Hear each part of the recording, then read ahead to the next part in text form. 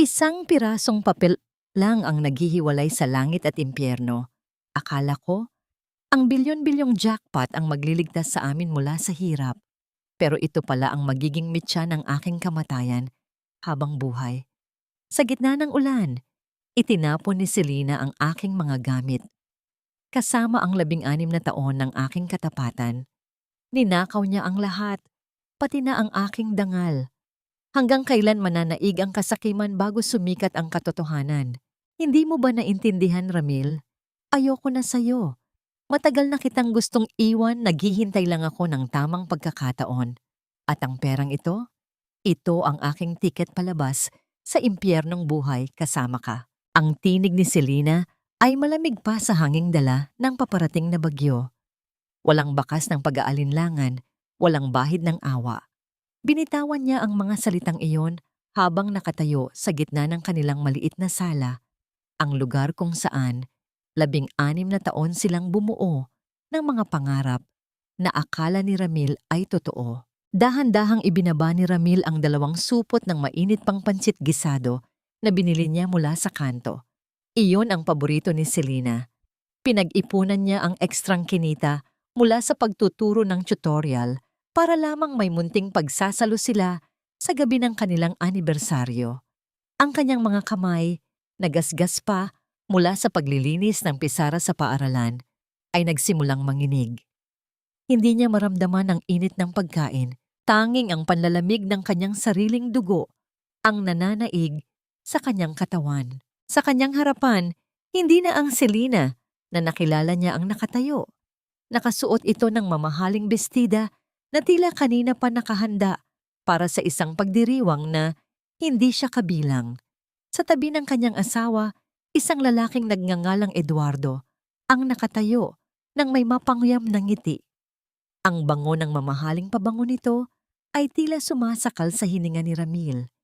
Nilalaso ng pamilyar na amoy ng kanilang tahanan. Pero Selena, anibersaryo natin ngayon, bulong ni Ramil. Ang kanyang boses ay tila isang tuyong dahon na tinatangay ng hangin, halos hindi marinig. At ang tiket na pinaghirapan nating itaya sa loob ng 16 na taon. Nanalo tayo, Selena. Magkakaroon na tayo ng maayos na buhay. Isang malutong na tawa ang kumawala sa mga labi ni Selena. Isang tunog na tila pagkabasag ng marupok na bubog sa pandinig ni Ramil.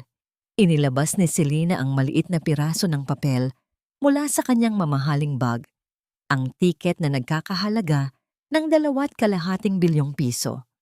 Ang papel na yon ang naging dasal ni Ramil gabi-gabi, ang simbolo ng kanyang pag-asa para sa kanilang kinabukasan. Mali ka, Ramil. Walang tayo. Ako lang ang nanalo. Dahil sa batas, ang asawang legal ang may karapatan at sa tulong ni Eduardo, sisiguraduhin kong wala kang makukuha kahit isang kusing. Wika ni Selena habang marahang hinahaplos ang braso ng lalaking nasa tabi niya. Nanigas ang buong katawan ni Ramil. Ang pakiramdam ng pagkakanulo ay tila isang makitid na lubid na unti-unting humihigpit sa kanyang leeg. Ang bawat sakripisyo niya, ang pagpasok sa paaralan kahit may sakit, ang pagtitiis sa kupas na barong para lamang mabilhan ng bagong sapatos ang asawa, ang bawat sentimong itinabi niya para sa kanilang pangarap. Lahat ng yon ay tila naging abo sa isang saglit. Naramdaman niya ang pagbagsak ng isang malaking maleta sa sahig. Ang tunog ng pagtama nito sa semento ay tila isang hatol ng kamatayan. Sa loob niyon ay ang lahat ng kanyang mga damit, ang kanyang mga lumang libro, at ang mga alaala ng 16 na taon na itinapon na parang basura. Umalis ka na bago ko patawagin ang mga security ni Eduardo. Utos ni Selena. Huwag mo nang tangkaing bumalik. Wala ka ng bahay, wala ka ng asawa, at higit sa lahat, wala ka ng halaga sa mundong ito. Lumaboy ang paningin ni Ramil sa paligid. Ang mga dingding na siya mismo ang nagpintura, ang selyang kawayan na kinalalagyan nila kapag nagpaplano para sa kinabukasan ng mga bata, ang lahat ay tila naging estranghero sa kanya. Ang kanyang puso ay tila isang basong dahan-dahang dinudurog ng isang higanting kamay. Bawat piraso ay nagdudulot ng matulis na sakit na hindi kayang ilarawan ng anumang salita. Sa gitna ng kanyang pagkawasak, isang malakas na tulak ang naramdaman niya mula kay Eduardo, dahilan upang mapunta siya sa labas ng pintuan. Ang ulan ay nagsimulang pumatak ng malakas. Ang bawat butil ay tila karayom na tumutusok sa kanyang balat. Narinig niya ang pag-atungal ng kidlat sa kalangitan, sumasabay sa tahimik na sigaw ng kanyang kaluluwa. Pinanood ni Ramil ang dahan-dahang pagsasara ng pinto. Ang huling nakita niya ay ang nakakalokong ngiti ni Eduardo at ang malamig na titig ni Selena, ang babaeng inalayan niya ng buong buhay. Ngunit ngayon ay siyang bumasag sa kanyang pagkatao. Naiwan siyang nakatayo sa ilalim ng buhos ng ulan. Yakap ang kanyang sarili habang ang pansit na binili niya ay unti-unti nang lumalamig at nababasa sa sahig. Ang tubig mula sa langit ay humalo sa mga luhang hindi na niya mapigilan. Sa dilim ng gabi, ang tanging natira sa kanya ay ang kanyang basang kasuotan at ang hapdi ng isang katotohanang mas masakit pa sa kamatayan. Hanggang kailan kayang tiisin ng isang puso ang bigat ng pagtataksil bago ito tuluyang sumuko sa dilim? At sa gitna ng bilyon-bilyong kayamanan, sapat ba ang pera upang ibaon ang katotohanang ninakaw mula sa isang taong wala nang natira, kundi ang kanyang dangal? Ang bawat patak ng ulan na tumatama sa balat ni Ramil ay tila maliliit na karayom na nanunuot hanggang sa kanyang buto. Nakatayo siya sa labas ng gate ng bahay na siya mismo ang nagpakahirap na bayaran sa loob ng mahabang panahon. Ang bawat hollow block, ang bawat pinturang unti-unti nang nagbabakbak, lahat ng yon ay saksi sa kanyang mga gabing walang tulog sa pagwawasto ng mga test paper at paggawa ng lesson plan. Ngunit ngayon, ang mga pader na yon ay tila naging mga pader ng isang kuta na nagtatanggol sa isang kriminal. Bumukas ang pinto ng bahay at lumabas si Selena. Bitbit ang isang makapal na folder. Hindi na siya ang babaeng kasalo ni Ramil sa hirap at ginhawa. Ang kanyang mukha ay puno ng puot at pagmamalaki. Sa likuran niya, ang mga ilaw sa loob ng bahay ay tila mas maliwanag. Nagpapakita ng karangyaan na hindi na bahagi ng buhay ni Ramil. Ano pa ang hinihintay mo rito? Umalis ka na, Ramil. Nakakahiya ka sa mga kapitbahay. Bulyaw ni Selena. Ang kanyang tinig ay umalingaw-ngaw sa tahimik na kalsada, sapat na upang magbukas ng mga bintana ang mga usisero nilang kapitbahay. Nakita ni Ramil ang mga anino sa kabila ng mga kortina ni na Aling Ising at Mang Carding. Ang mga taong dati ay bumabati sa kanya ng may paggalang, ngunit ngayon ay tiyak na pinagpipistahan ang kanyang pagbagsak. Selena, pakiusap. Kahit ang mga gamit ko na lang at ang mga bata. Nasaan ang mga bata? Ang nanginginig na pakiusap ni Ramil. Ang kanyang mga paa ay tila nakabaon sa putikan. Hindi niya magawang humakbang palayo. Ang bahay na ito ay nakapangalan sa akin at sa tulong ng mga abogado ni Eduardo, napatunayan naming wala kang karapatan dito. At ang mga bata? Hindi sila kailangan ng isang amang walang silbi at pulubi. Ang marahas na sagot ni Selena habang iwinawagayway ang mga dokumentong hawak niya. Alam ni Ramil na huwad ang mga iyon. Ngunit paano lalaban ang isang gurong walang pera laban sa isang higanteng tulad ni Eduardo? Biglang narinig ni Ramil ang isang maliit na tinig mula sa loob. Papa! Papa! Huwag kang aalis! Si Luwalhati, ang kanyang bunsong anak, ay tumatakbo palabas. Ang kanyang mga mata ay puno ng luha. Ngunit bago pa man ito makalapit sa pinto, isang matigas na bisig ang humablot sa bata. Si Eduardo iyon. Hawak niya ang balikat ng bata nang may puwersang nagdulot ng takot sa puso ni Ramil. Luwalhati? Anak, sigaw ni Ramil habang pilit na inaabot ang gate. Ngunit bago pa man dumapo ang kanyang kamay sa bakal, dalawang malalaking lalaki na nakasuot ng itim na barong ang humarang sa kanya. Ang mga bodyguard ni Eduardo. Ang kanilang mga mukha ay tila mga bato. Walang emosyon habang tinitingnan ang nanlilimos na guro. Huwag mong saktan ang anak ko. Ang galit na sigaw ni Ramil, ngunit isang malakas na tulak mula sa isa sa mga bodyguard ang nagpabagsak sa kanya sa basang kalsada. Ang kanyang siko ay tumama sa matigas na semento, nagdulot ng hapdi na hindi mapapantayan ng sakit sa kanyang dibdib. Ang putik ay kumapit sa kanyang kupas na polo. Dinudumihan ang tanging dangal na natitira sa kanya. Lumabas si Eduardo mula sa gate, dahan-dahang naglalakad habang hawak ang isang mamahaling payong. Tumigil siya sa tapat ni Ramil na nakasalampak sa lupa. Ang kanyang mga sapatos na gawa sa balat ng hayop ay kumikinang sa ilalim ng ilaw ng poste. Isang malaking insulto sa maruming kalagayan ni Ramil. Yumuko si Eduardo at inilapit ang kanyang mukha sa tainga ni Ramil. Ang init ng kanyang hininga ay naramdaman ni Ramil, kasabay ng isang bulong na tila lason na dumadaloy sa kanyang buong pagkatao. Salamat sa donasyon mo, guro. Alam mo ba kung paano ko nalaman ang kombinasyon ng mga numero mo? Dahil gabi-gabi, habang tulog ka sa pagod, ikinukwento sa akin ni Selena ang lahat ng mga pangarap ninyo. Habang magkayakap kami sa kama ninyo, nanlaki ang mga mata ni Ramil. Ang galit ay tila isang bulkang sasabog na sana. Ngunit bago pa siya makakilos, muli siyang itinulak ng mga bodyguard palayo sa harap ng bahay. Ang malakas na tunog ng pagsara ng gate ay tila huling hininga ng kanyang nakaraan. Naiwan si Ramil na mag-isa sa dilim.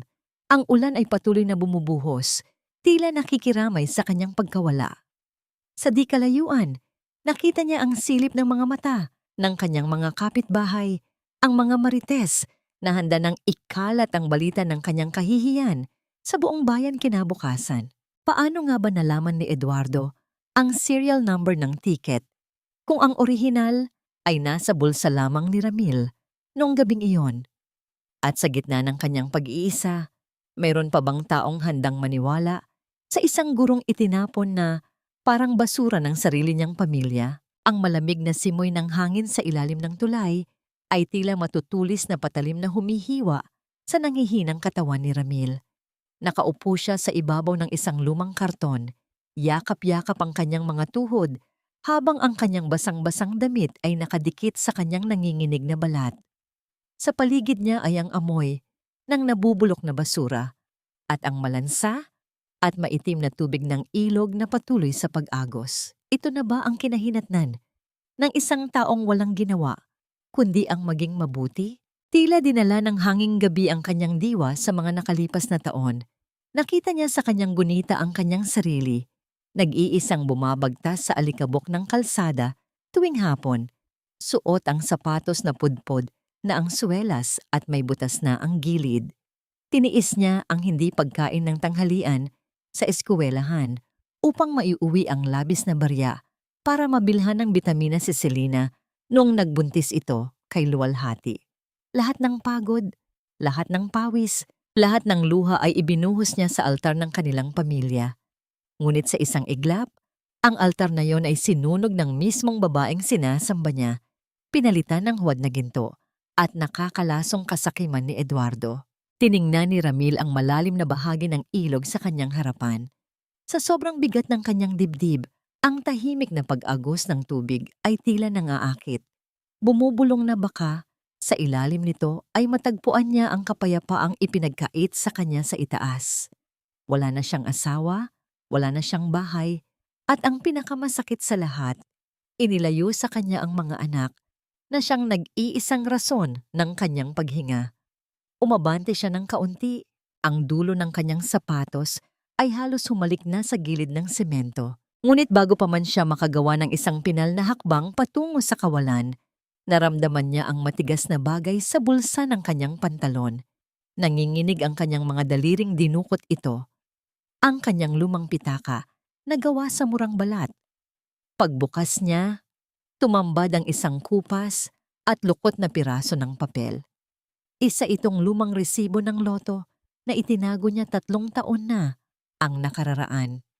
Sa likod nito, malinaw pa ring nakasulat ang kanyang sariling sulat kamay gamit ang asul na tinta na bahagyang kumalat dahil sa ulan. para sa kinabukasan ni luwalhati. Parang malamig na tubig na ibinuhos sa kanyang muka. Ang alaalang iyon. Ang inosenteng mukha ng kanyang bunsong anak. Ang pag-iyak nito habang tinatawag ang kanyang pangalan bago siya ipagtabuyan kanina ay muling naglarawan sa kanyang isipan. Hindi siya maaaring sumuko. Kung mawawala siya, sino ang magsasabi sa kanyang mga anak ng katotohanan? Sino ang magtatanggol sa kanila laban sa mga kasinungalingan ni Selena? Nabalik lamang ang kanyang diwa sa kasalukuyan nang maramdaman niya ang isang mahinang pagkalabit sa kanyang binti. Ibinaba niya ang kanyang paningin at nakita ang isang payat at gusgusing asong askal. Ang mga buto nito ay bakat na bakat sa balat at ang panginginig nito sa lamig ay tila sumasalamin sa sariling kalagayan ni Ramil. Nakatingala ito sa kanya. Ang mga mata ay puno ng pakiusap at pagkagutom. Kinapkap ni Ramil ang kabilang bulsa ng kanyang polo at nakuha ang isang maliit na pandesal na itinabi niya mula pa sa rasyon sa kantina ng paaralan kaninang umaga. Matigas na ito at malamig. Ang tanging pagkaing magtatawid sana sa kanyang gutom ngayong gabi. Tiningnan niya ang tinapay. Pagkatapos ay binalikan ng tingin ang kaawa-awang hayop. Walang pag-aalinlangang pinaghati niya ang maliit na tinapay at inilapag ang mas malaking bahagi sa harap ng aso. Pinanood niyang kainin niyo ng aso ng may pananabik habang siya ay ngumunguya sa maliit na pirasong natira. Sa kabila ng pagkawala ng lahat ng kanyang yaman, ang kanyang pusong marunong maawa ay hindi nagawang manakaw ni Selena. Sa kalagitnaan ng madilim na gabi at pag-ulan, isang nakakabulag na liwanag mula sa dalawang malalaking ilaw ang biglang sumilaw kay Ramil. Ang mabigat na ugong ng makina ng isang sasakyan ay bumalot sa ilalim ng tulay, huminto mismo sa tapat ng kanyang kinauupuan. Ang makinis at itim na pintura ng isang mamahaling sasakyan ay sumasalamin sa mga patak ng ulan. Dahan-dahang bumaba ang maitim na salamin ng bintana sa likuran at isang figura ng tao ang nakatingin sa kanya mula sa loob ng magarang sasakyan. Sino ang taong ito na naghahanap sa isang hamak na gurong itinapon sa laylayan ng lipunan? At anong balita ang dala nito sa kalagitnaan ng gabi? Isa bang panibagong sumpa mula sa nakaraan? O ang simula ng kanyang muling pagbangon? Ang malalakas na patak ng ulan ay tila nagpapaligsahan sa pagbagsak sa bubong ng makintab na sasakyan. Ngunit sa loob nito, ang katahimikan ay mabigat at naghihintay. Sinubukan ni Ramil na itago ang kanyang panginginig, hinigpitan ang yakap sa kanyang basang katawan.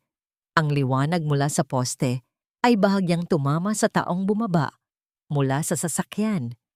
Isang babaeng nakasuot ng formal na damit pang-opisina. May dalang itim na payong na nagtatakip sa kanyang muka. Lumapit ang babae. Ang takong ng kanyang sapatos ay matatag na humahakbang sa putikang lupa nang walang pag-aalinlangan. Nang itaas niya ang payong, tumambad ang isang mukhang pamilyar, ngunit ang dating inosenteng mga mata nito ay napalitan ng determinasyon at tapang. Sir Ramil, ang tawag ng babae. Ang kanyang boses ay nanginginig hindi dahil sa lamig, kundi dahil sa halo-halong emosyon. Diyos ko, Sir Ramil, anong ginawa nila sa inyo? Tinitigan ni Ramil ang mukha ng babae. Tila bumalik ang kanyang gunita, 15 taon na ang nakalilipas. Nakita niya ang isang payat na estudyante sa ikatlong baitang ng mataas na paaralan, laging nakayuko sa likod ng klase dahil wala itong pambayad sa matrikula.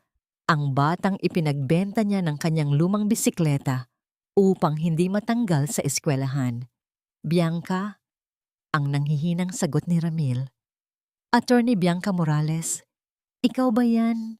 Tumango ang babae. Ang mga luha ay sumama sa mga patak ng ulan sa kanyang pisngi.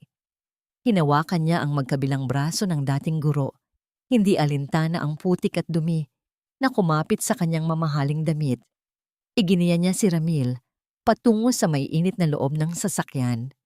Ang asong askal na pinakain ni Ramil ay tila nakaintindi na ligtas na ang taong nagmagandang loob rito. Tahimik itong umatras, pabalik sa dilim ng tulay.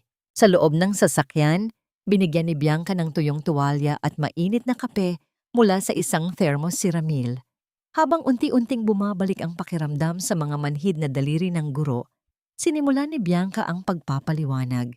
Inilabas niya mula sa kanyang bag ang isang makapal na envelope na naglalaman ng mga dokumento, mga larawan ng negosyo ni Eduardo, at mga kopya ng mga pekeng titulo ng lupa. Matagal ko na pong pinaiimbestigahan si Eduardo Montemayor, sir. Wika ni Bianca. Ang kanyang mga mata ay nag-aapoy sa galit para sa kanyang guro.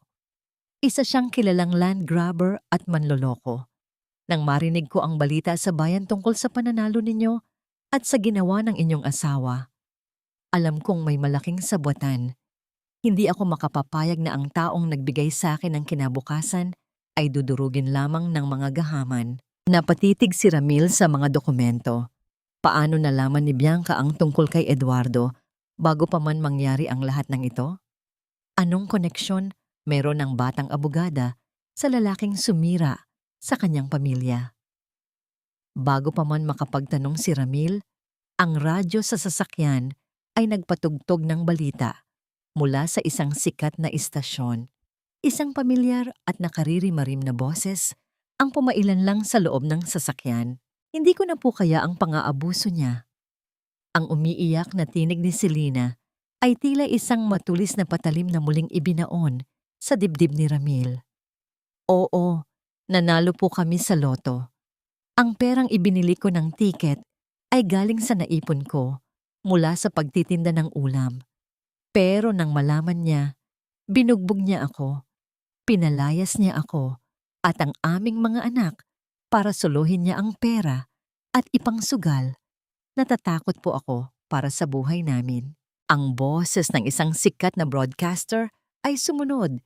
Nagbibigay ng pangaral tungkol sa kasamaan ng mga lalaking pinagpapalit ang pamilya sa pera. Tinatawag si Ramil na isang halimaw ng lipunan at isang kahihiyan sa propesyon ng mga guro. Nakuyom ni Ramil ang kanyang mga kamao. Ang kape sa kanyang tasa ay halos tumapon sa tindi ng kanyang panginginig. Ang mundo ay nakikinig sa isang kasinungalingan. Ang babaeng sinamba niya bilang ilaw ng tahanan ay ginagamit ngayon ang buong bansa upang takpan ang kanyang sariling kalaswaan. Hinawakan ni Bianca ang nanginginig na kamay ng kanyang guro. Ang haplos na yon ay nagpadala ng isang mensahe ng lakas. Hayaan mo silang magsalita ngayon, sir. Matigas na sabi ni Bianca. Itaas mo ang iyong ulo. Hindi tayo magtatago. Lalaban tayo at papatunayan natin sa buong Pilipinas na ang katotohanan ay hindi kailanman mabubura ng kahit na anong kasinungalingan. Paano haharapin ng isang simpleng guro ang buong bansa na naniniwalang siya ay isang halimaw, habang ang tunay na demonyo ay nakangiti sa harap ng mga kamera? At ano ang sikreto na itinatago ni Bianca laban kay Eduardo na nag-uugnay sa kanilang nakaraan? Ang madilim at bako-bakong kalsada patungo sa bayan ng Pampanga ay tila sumasalamin sa kasalukuyang takbo ng buhay ni Ramil. Matapos ang ilang oras na biyahe, inihinto ni Bianca ang sasakyan sa tapat ng isang lumang bahay na gawa sa kahoy at yero. Ito ang bahay na iniwan ng yumaong ina ni Ramil. Isang lugar na matagal na niyang hindi nabibisita dahil sa pagtutol ni Selena na umuwi sila sa probinsya. Ang halimuyak ng lumang kahoy at alikabok ay sumalubong sa kanila nang dahan-dahan nilang itulak ang pinto. Ang bawat paghakbang nila sa marupok na sahig ay naglikha ng mabigat na ingay na umaaling-awngaw sa tahimik at abandonadong kabahayan. Dumiretso si Ramil sa kanyang lumang silid. Puno ng sapot ng gagamba ang mga sulok, ngunit ang kanyang mga mata ay nakatutok lamang sa ilalim ng isang inaagiw na papag. Lumuhod siya at pinunasan ang makapal na alikabok sa sahig bago hinila ang isang mabigat at kalawanging baul na gawa sa bakal. Ang pag-angat niya sa takip nito ay nagdulot ng isang matining at mahabang tunog ng lumang bisagra na nagrereklamo sa pagkabuhay mula sa mahabang pagkakatulog. Sa loob ng baul, tumambad ang libu-libong maliliit na piraso ng papel. Nakatali ang mga ito ng goma na ang iba ay nanigas na at naputol dahil sa paglipas ng panahon. Sir Ramil, ano po ang mga yan? Ang namamanghang tanong ni Bianca habang inilalapit ang liwanag ng kanyang telepono sa loob ng baul. Kumuha si Ramil ng isang bungkos at dahan-dahang hinaplos ang mga kupas na papel. Ang kanyang mga mata ay nag-uumpisang mag-init sa luhang kanina pa niya pinipigilan. 16 na taon, Bianca. Pumiyok ang boses ng guro. Araw-araw, kapag uwian na sa eskwelahan, palagi akong dumadaan sa bilihan ng loto. Hindi ako kailanman pumalya at iisang kombinasyon lamang ang tinatayaan ko. Ang petsa ng kasal namin ni Selena, ang kaarawan ng mga bata, at ang araw na ipinangako ko sa harap ng Diyos na aahon kami sa hirap.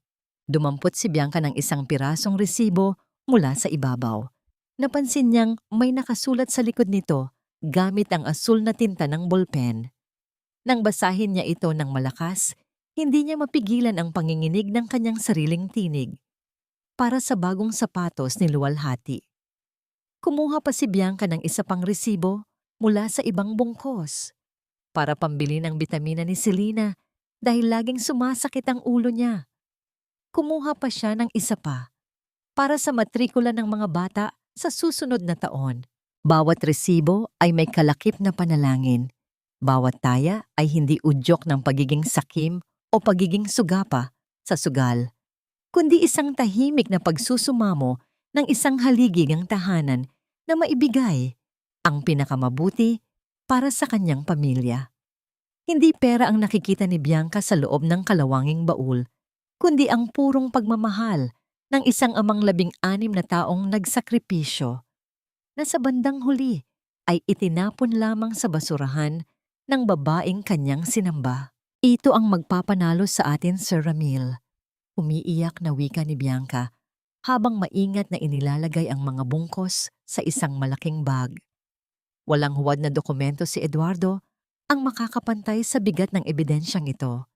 May record ang ahensya ng loto sa bawat taya at ang mga resibong ito ang magpapatunay na ikaw at ikaw lamang ang paulit-ulit na tumaya sa numerong iyon. Ngunit habang abala ang guro at ang abogada sa pag-iingat ng kanilang natuklasan, hindi nila napansin na ang tahimik na gabi ay nabasag ng panandaliang pagkidlat ng liwanag mula sa isang lente ng kamera.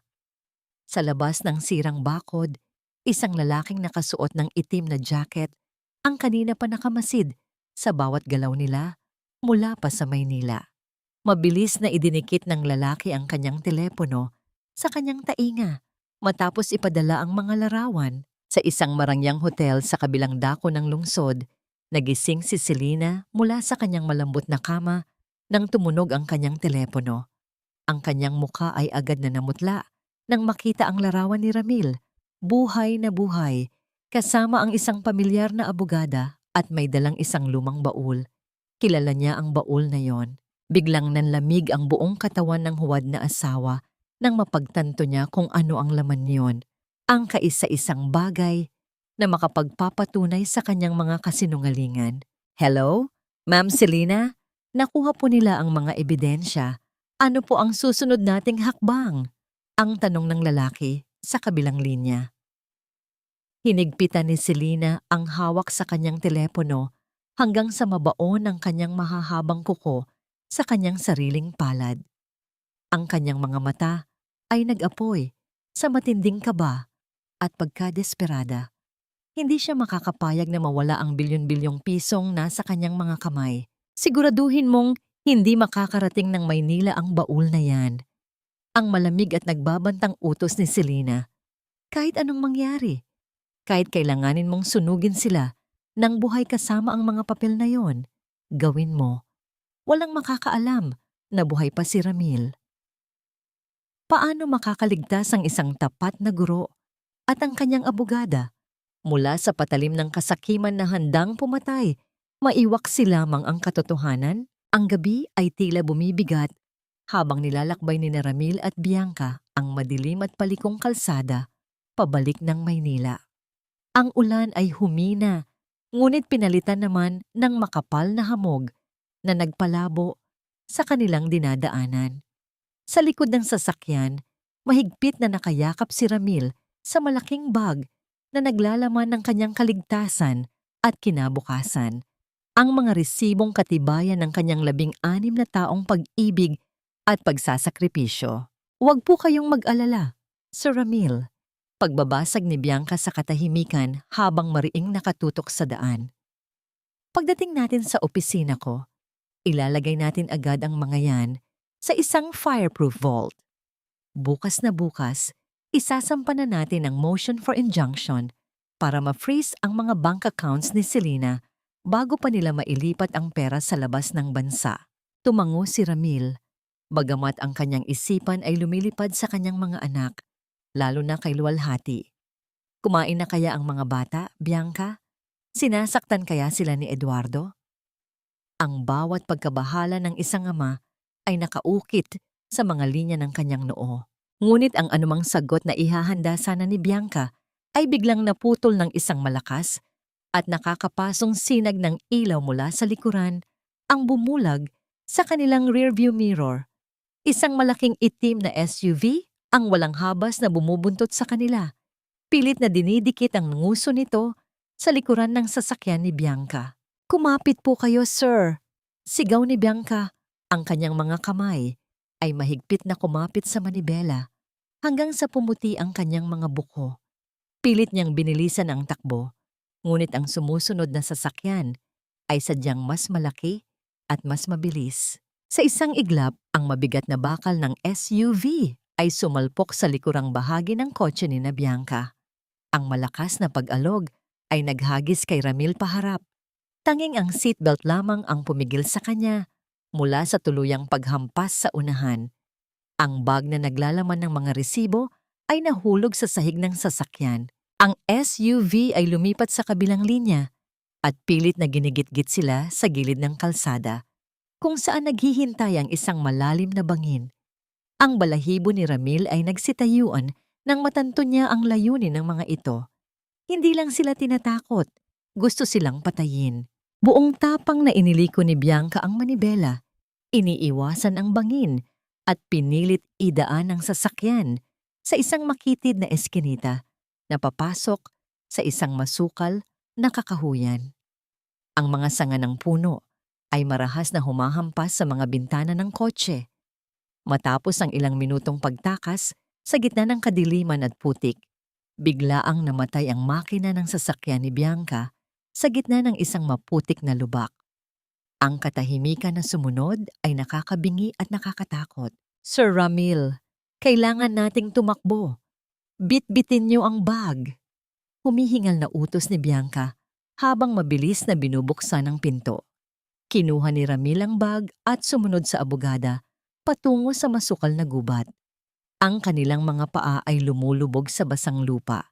Sa di kalayuan, nakita nila ang nakakabulag na ilaw ng SUV na huminto, hindi kalayuan sa kanilang sasakyan.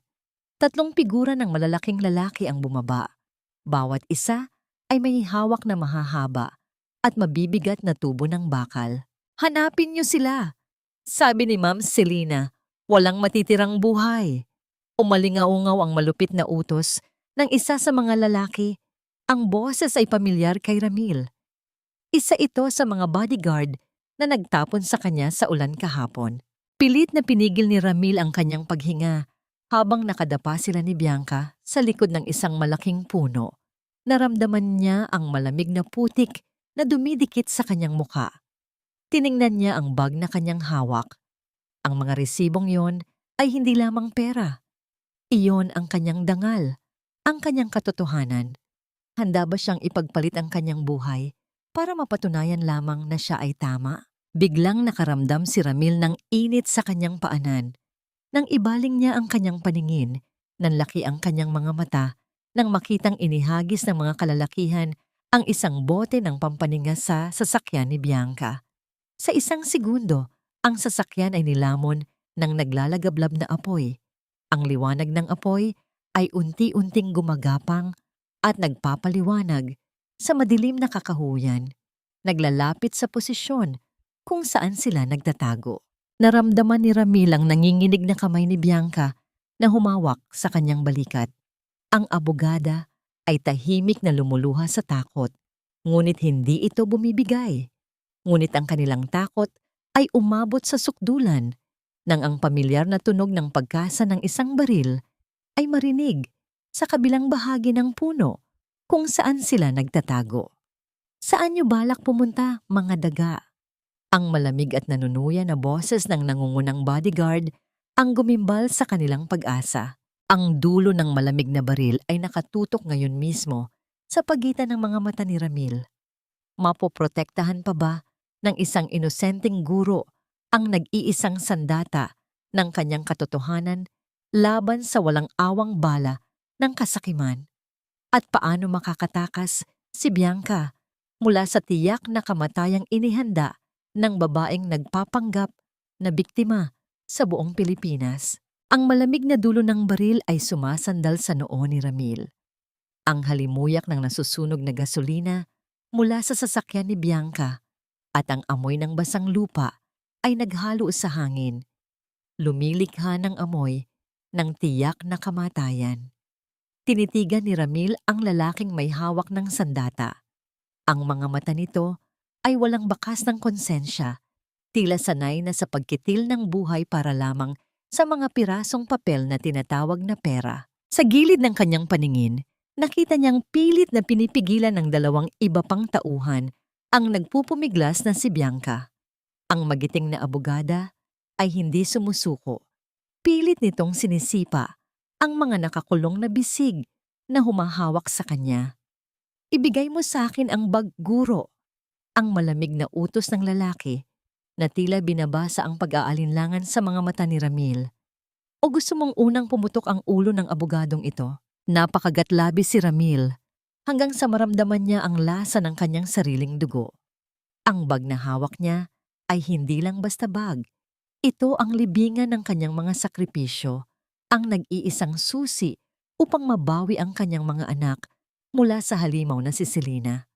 Ngunit maaari ba siyang bumuo ng katarungan sa ibabaw ng bangkay ng taong nag-iisang tumulong sa kanya? Dahan-dahan, sa gitna ng matinding panginginig, ibinaba ni Ramil ang bag at maingat na inilapag sa maputik na lupa. Ang bigat ng kanyang puso ay tila mas mabigat pa sa sansinukob habang binibitawan niya ang kanyang nag-iisang pag-asa. Ngumiti ang lalaki, isang nakakapasong senyales ng tagumpay. Yumuko ito upang kunin ang bag at sa pagkakataong yon na naalis ang focus ng lalaki sa kanila, isang mabilis na kaisipan ang pumasok sa utak ni Ramil. Ang lalaking ito ay isang mamamatay tao. Kapag nakuha nila ang ebidensya, siguradong tatapusin pa rin nila ang kanilang mga buhay para walang maiwang saksi. Ginamit ni Ramil ang lahat ng naiwang lakas sa kanyang katawan, gamit ang kanyang paa. Buong lakas niyang sinipa ang nakayukong lalaki sa mismong mukha. Ang malakas na puwersa ay nagdulot ng pagkagulat, dahilan upang mabitawan ng lalaki ang baril na tumalsik patungo sa madilim at matataas na damo. "Takbo, Bianca!" Ang nag-aalalang sigaw ni Ramil habang hinablot muli ang bag mula sa putik. Nawalan ng balanse ang mga humahawak kay Bianca nang lumingon ang mga ito sa kanilang pinuno na napasigaw sa sakit. Sinamantala ni Bianca ang pagkakataon at matagumpay na nakawala. Walang pag-aalinlangan, mabilis silang tumakbo palalim sa pusod ng kagubatan. Ang bawat paghinga nila ay tila nagliliyab sa kanilang lalamunan, habang ang mga tinig ng mga galit na lalaki ay muling umaalingaw-ngaw sa kanilang likuran. Narinig nila ang ilang mga putok ng baril na pilit na inihahagis sa hangin, naghahanap ng laman upang ibaon sa lupa. Matapos ang walang katapusang pagtakbo, natagpuan nila ang kanilang mga sarili sa pampang ng isang ilog na malakas ang agos dahil sa ulan. Walang tulay at walang anumang maaring tawiran.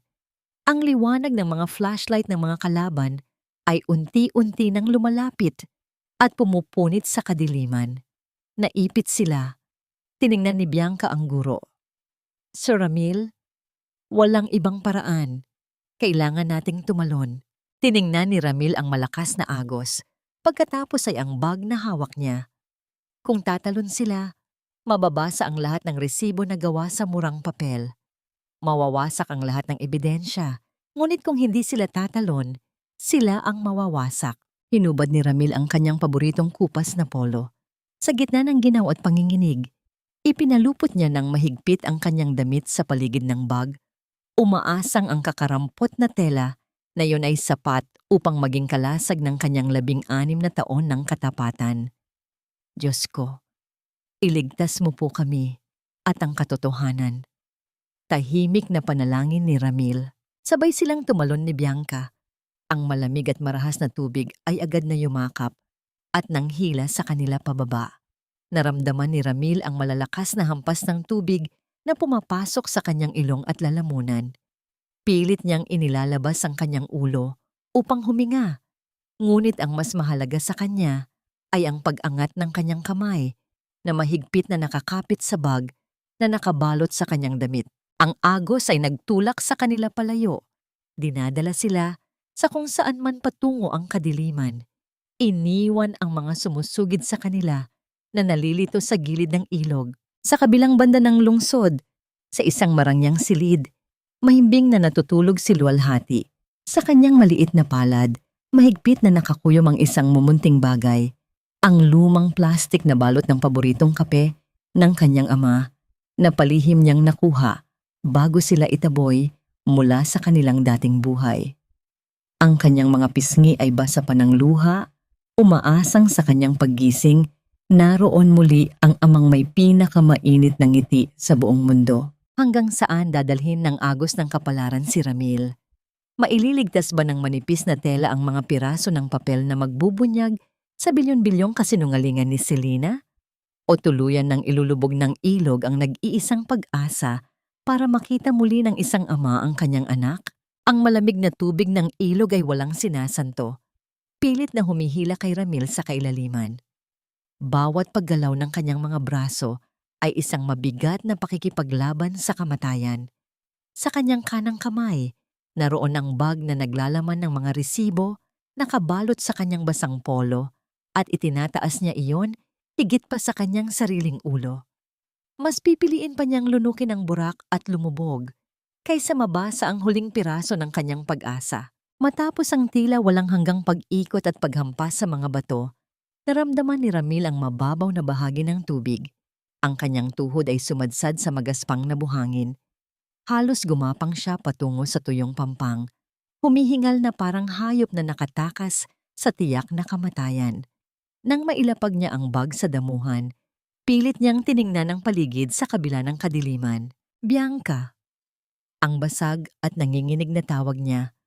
Umaasang maririnig ang boses ng abogada na sumuong sa kapahamakan dahil sa kanya. Bianca, nasaan ka? Walang sagot. Ang tanging naririnig niya ay ang paghampas ng alon sa mga bato. Pinilit ni Ramil na tumayo. Kahit nanginginig ang buo niyang katawan, pinasadahan niya ng tingin ang baybayin hanggang sa makita niya ang isang anino na nakahandusay sa mga ugat ng isang malaking puno. Dali-daling lumapit si Ramil. Si Bianca iyon, walang malay. May malaking gasgas sa noo na malamang ay tumama sa isang bato habang tinatangay ng agos. Walang pag-aatubiling sinubukan ni Ramil na ibalik ang malay ng abogada. Pagkatapos ng ilang sandaling paghagod sa likod nito, napaubo ng malakas si Bianca. Inilalabas ang maduming tubig mula sa kanyang baga. Ang kanyang mga mata ay nanlalata, ngunit agad na naghahanap sa guro. Sir Ramil, ang ebidensya. Nahihirapang wika ni Bianca. Kinuha ni Ramil ang bag. Nanginginig ang mga kamay na kinalas niya ang balot ng kanyang basang polo at maingat na binuksan ang zipper. Pinigil nila ang kanilang paghinga. Kahit papaano, pumasok ang kaunting kahalumigmigan sa loob. Ngunit ang mga papel na nakatago sa gitna at nakapaloob sa malalaking plastik na pambalot ay nanatiling buo at tuyo. Ligtas ang katotohanan. Kinabukasan, isang malakas na balita ang gumimbal sa buong Pilipinas. Sa loob ng isang marangyang silid-aralan, kung saan kinakapanayam si Selena ng isang kilalang talk show host, ang babae ay nagpapahid ng kanyang mga mapagkunwaring luha gamit ang isang mamahaling panyo. Sa harap ng mga naglalakihang kamera at ilaw, binubuo niya ang kanyang pinakamagandang pag-arte. Hindi ko po akalain na aabot sa ganito. Ang umiiyak na pahayag ni Selena, ang boses ay tila isang anghel na biktima ng karahasan. Nang malaman po niya na ako ang may hawak ng winning ticket, pinagbantaan niya ang buhay namin ng mga anak ko. Sinubukan niyang saktan ng bunso kong si Luwalhati, kaya napilitan na akong lumayas para iligtas ang pamilya ko. Ang tagapanayam ay tumango na puno ng awa. At nasaan po si Eduardo Montemayor sa kwentong ito? Isang banayad at painosenteng na ngiti ang iginuhit ni Selena sa kanyang mukha. Si Eduardo po ang nagligtas sa amin. Isang mabuting kaibigan na walang hinihinging kapalit. Binigyan niya kami ng masisilungan nang itapon kami ni Ramil sa kalye. Kung wala po siya, baka patay na kami ng mga anak ko. Ang balitang ito ay umabot sa lumang opisina ni Bianca, kung saan kasalukuyang nagpapahinga si Ramil. Ang telebisyon ay malakas na umaalingaw-ngaw habang nakatitig ang guro sa mukha ng babaeng binigyan niya ng buong buhay niya. Bawat kasinungalingan na lumalabas sa bibig nito ay tila matutulis na karayom na ibinabaon sa kanyang balat. Nang marinig niya ang pangalan ni Luwalhati na ginagamit sa kasinungalingan, hindi na napigilan ni Ramil.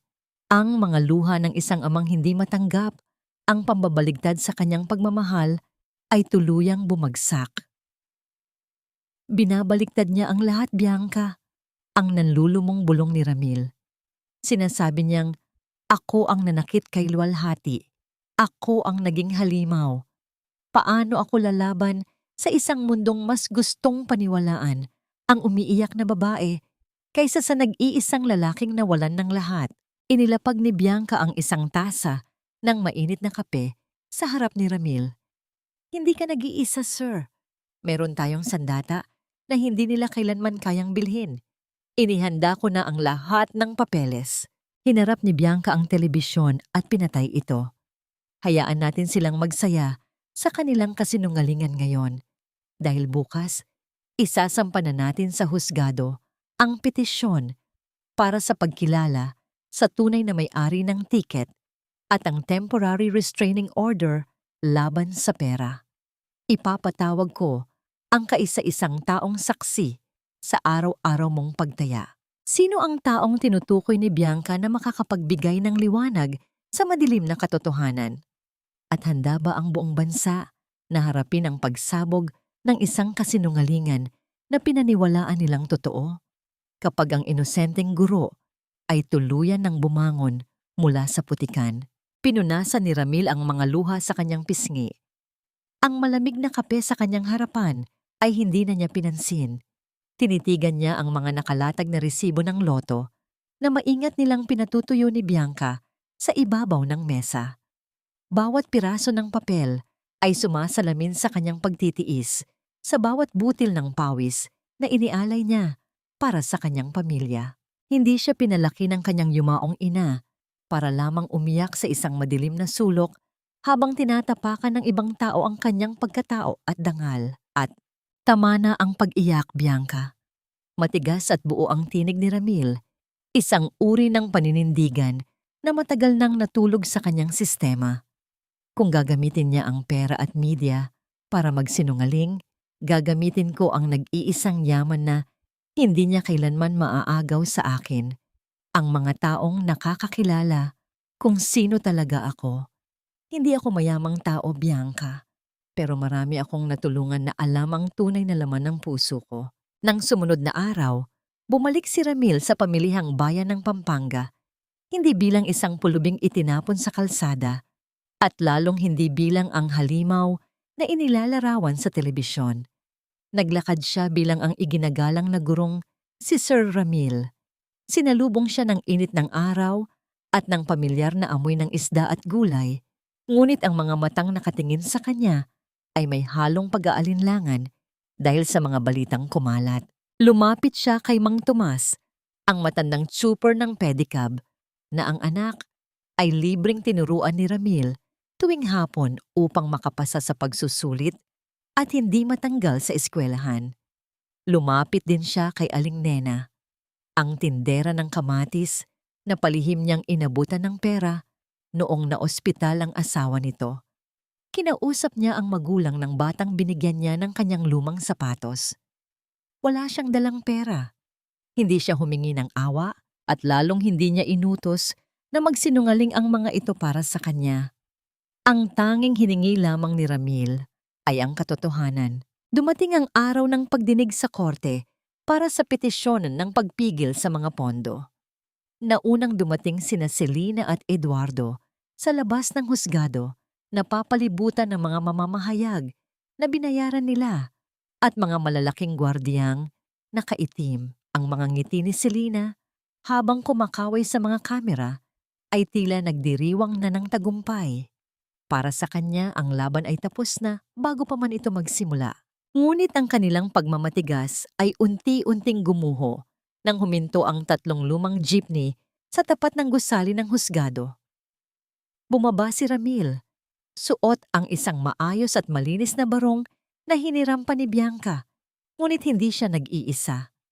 Sa kanyang likuran ay ang 12-dosenang mga simpleng tao, mga tsuper ng pedicab, mga tindera mula sa palengke, mga magulang ng kanyang mga naging estudyante, at maging ang ilang mga kapwa-guro na naglakas loob na lumabas. Wala silang dalang mamahaling sasakyan o mga bayarang abogado, ngunit bitbit nila ang mga kartulinang may nakasulat gamit ang makukulay na panulat.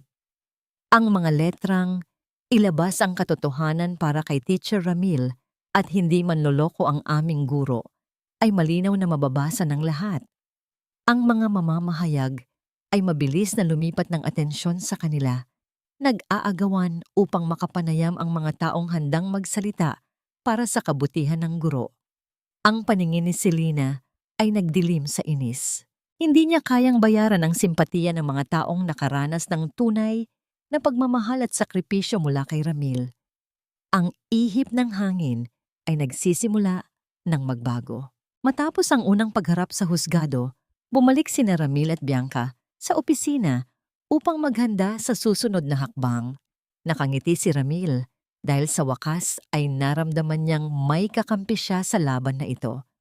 Ngunit habang binabasa ni Bianca ang mga bagong dokumentong palihim na ipinadala sa kanya ng isang investigador na kaibigan niya, ang kulay sa mukha ng abogada ay biglang naglaho. Nanginginig ang kanyang kamay nang iabot niya ang isang manipis na folder na naglalaman ng mga bank statement kay Ramil. Sir Ramil, mali tayo ng akala. Nanginginig na wika ng abogada, ang kaba ay muling bumalot sa silid. Hindi tinutulungan ni Eduardo si Selina dahil mahal niya ito o dahil gusto niyang angkinin ang asawa niyo. Nakabaon sa utang si Eduardo sa isang malaking at mapanganib na sindikato. Bankrupt na ang lahat ng kumpanya niya at may banta sa kanyang buhay. Tinitigan ni Ramil ang mga dokumento, hindi makapaniwala sa lalim ng panlilinlang na nagaganap. Ang plano niya ay makuha ang 2.5 bilyon sa lalong madaling panahon para makatakas palabas ng bansa. Patuloy ni Bianca, lumunok ng laway dahil sa takot. At ayon sa mga transaksyong nakuha natin, bumili lamang siya ng isang tiket sa eroplano. Wala siyang planong isama si Selina o ang mga anak mo kapag nakuha na niya ang pera. Maiiwan sila sa kamay ng sindikato na sisingil kay Eduardo. Paano maililigtas ni Ramil ang mga anak niya mula sa isang panganib na hindi pa nakikita ng mismong asawang nagkanulo sa kanya? Aabot ba ang kamay ng batas upang i-freeze ang pera bago tuluyang makatakas si Eduardo, dala ang bilyon-bilyong halaga na mag-iiwan kay Selina at sa mga bata sa tiyak na kapahamakan? Mabilis ang paghinga ni Ramil habang nakatingin sa mga dokumentong nakalatag sa mesa. Ang bawat numero at bank statement ay tila mga anino ng kamatayan na umaaligid sa kanyang mga anak. Hindi niya akalaing ang bilyon-bilyong pisong inaakala nilang magliligtas sa kanila ay siya palang magiging mitya ng kanilang kapahamakan. Alam ni Ramil na kailangan nilang kumilos ng mabilis. Bago pa tuluyang makalipad si Eduardo, palabas ng bansa, dala ang lahat ng ninakaw nito. Sir Ramil, kailangan nating dalhin ang mga ebidensyang ito sa pulisya ngayon din. Ang nagmamadaling wika ni Bianca habang mabilis na inililigpit ang kanyang mga gamit. Kapag napatunayan natin ang panloloko ni Eduardo, hindi lang ang pera ang mapi-freeze, kundi maipapa-arrest din natin siya. Tumango si Ramil, ang kanyang mga kamay ay nanginginig sa takot para sa kanyang mga anak. Pakiusap, Bianca. Gawin natin ang lahat. Hindi ko mapapatawad ang sarili ko kung may mangyaring masama kay luwalhati dahil sa kasakiman ni Eduardo. Ngunit bago pa man sila makalabas ng pintuan, isang hindi pamilyar na tunog ng pagpreno ng sasakyan ang narinig sa labas ng opisina. Ang katahimikan ng gabi ay nabasag nang ang pintuan ni Bianca ay marahas na bumukas. 3 lalaking nakasuot ng bonnet ang pumasok. Ang kanilang mga galaw ay mabilis at sanay. Sa isang iglap, bago pa man makasigaw si Bianca, isang panyo na may nakalalasong kemikal ang itinakip sa kanyang ilong at bibig. Nanlamig ang buong katawan ni Ramil nang makitang dahan-dahang nawalan ng malay ang abogada sa bisig ng mga kalalakihan. Huwag kang gagawa ng ingay, guro. Ang malupit na banta ng isa sa mga lalaki habang nakatutok ang isang matulis na patalim sa leeg ni Ramil. Iwan mo ang mga resibo rito. Maghintay ka ng tawag kung gusto mo pang makitang humihinga ang abogadang ito. Sa isang iglap, tinangay nila si Bianca. Naiwan si Ramil sa gitna ng nagulong opisina. Ang kanyang puso ay tila isang tambol na nagwawala sa loob ng kanyang dibdib. Hindi nagtagal. Tumunog ang kanyang telepono. Isang hindi kilalang numero ang lumitaw sa screen. Pumunta ka sa lumang bodega, sa pantalan ng Maynila. Ang boses ni Eduardo, na dati ay puno ng kayabangan, ay ngayon ay puno ng desperasyon at puot. Dalhin mo ang tunay na baul ng mga resibo. Mag-isa ka lang. Kapag nakita ko ang anino ng kahit isang pulis, hindi ko na ibabalik sa iyo ang babaeng ito. At tandaan mo, Ramil, wala na akong natitirang pasensya. Isang maling galaw mo lang at sisiguraduhin kong wala ka nang babalikang pamilya. Makalipas ang 1 oras, nakatayo si Ramil sa tapat ng isang madilim at abandonadong bodega.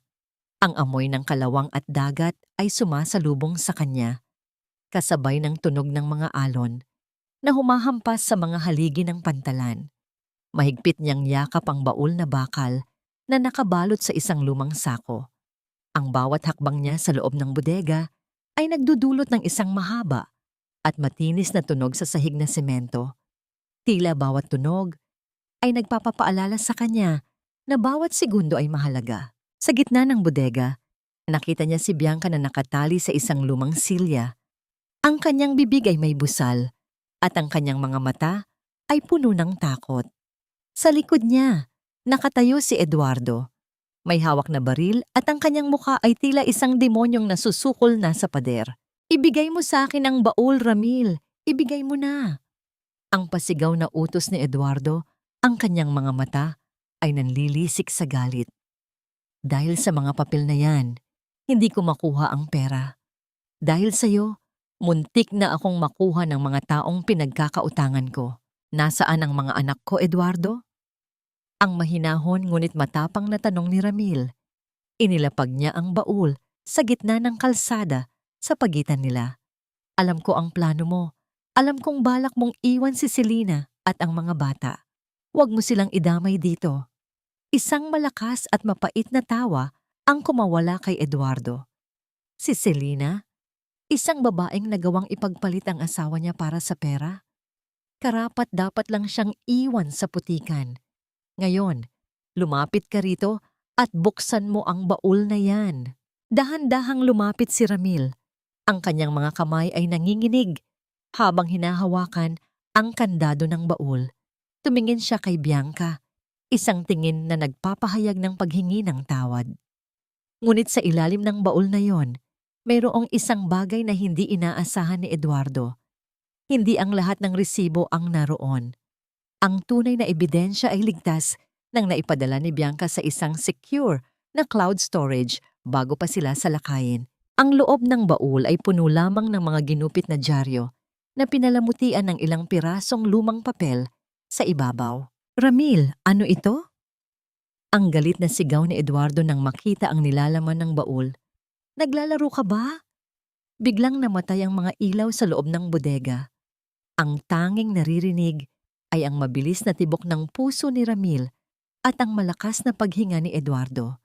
Isang malakas na kalabog ang narinig mula sa bubungan ng bodega na sinundan ng isang nakabibinging putok ng baril na pumunit sa katahimikan ng gabi. Isang hiyaw ng sakit ang umalingaw-ngaw sa loob ng dilim. Sino ang natamaan sa gitna ng kaguluhan? Maililigtas ba ni Ramil si Bianca mula sa huling pagwawala ng isang desperadong mamamatay tao? O ang dugo ng isang inosenteng abogada ang magiging huling alaala ng isang gabing puno ng pagtataksil? Ang matinding dagundong ng baril ay tila nagpaguho sa katahimikan ng buong bodega. Ang tunog nito ay umalingaungaw sa bawat sulok at nag-iwan ng nakabibinging huni sa pandinig ni Ramil. Kasabay ng pagpunit ng bala sa hangin ay ang isang hiyaw ng sakit na nagmula sa direksyon ni Eduardo. Ang amoy ng pulbura ay agad na humalo sa malansang amoy ng dagat, isang amoy na nagpapahiwatig na may dugong dumanak sa gitna ng dilim. Biglang bumukas ang mga naglalakihang ilaw sa kisame ng bodega, naglalabas ng nakakasilaw na liwanag na naglantad sa madugong eksena. Nakasandal si Eduardo sa isang malaking kahoy na kabaong, hawak-hawak ang kanyang kanang balikat na ngayon ay mabilis na nilalabasan ng pulang likido. Ang kanyang baril ay nakahandusay malayo sa kanyang kinaroroonan. "Huwag gagalaw! Itaas ang mga kamay!"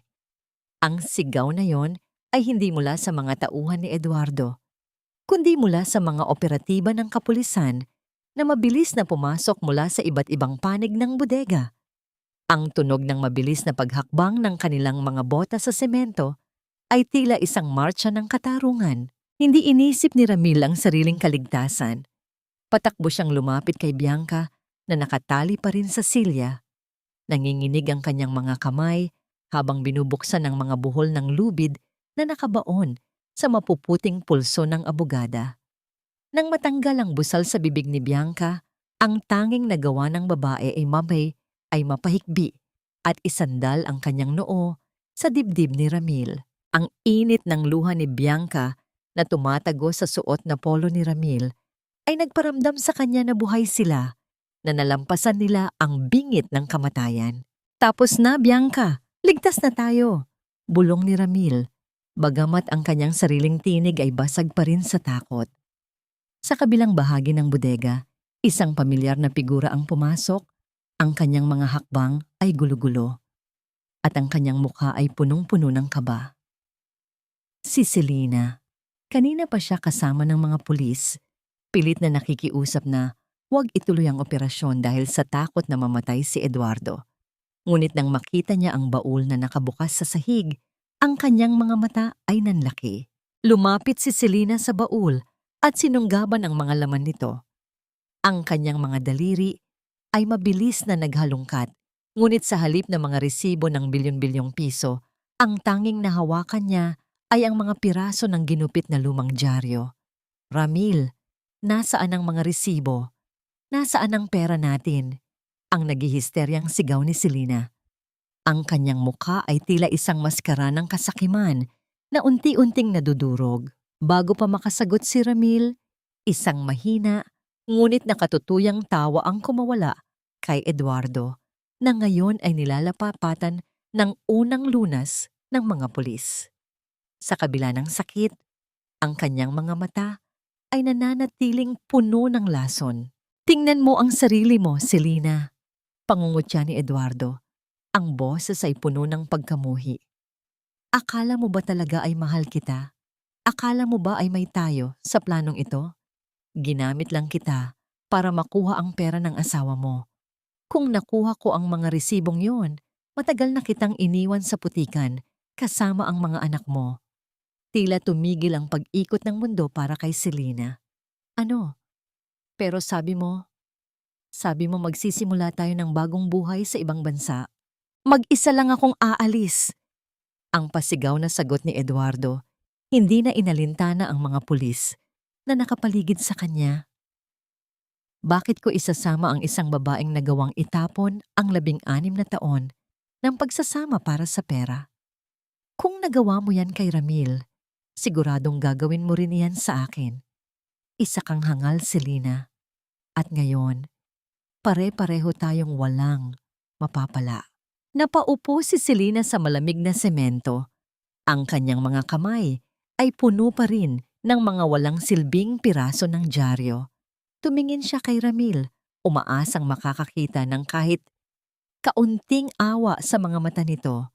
Ngunit ang nakita niya ay isang malalim at tahimik na kapatawaran, hindi dahil mahal pa siya nito, kundi dahil wala na itong nararamdamang anuman para sa kanya. Para kay Ramil, ang babaeng nasa harap niya ay isang estranghero na may pamilyar na mukha. Dahan-dahang tumayo si Ramil. Inalalayan si Bianca na makatayo ng maayos. Hinubad niya ang kanyang sariling jacket at isinuot ito sa abogada upang protektahan ito sa lamig ng gabi. Ang simpleng pag-aayos ni Ramil sa kwelyo ng jacket ni Bianca ay nagpakita ng isang uri ng pag-aalaga na matagal nang ipinagkait sa kanya ng sariling asawa.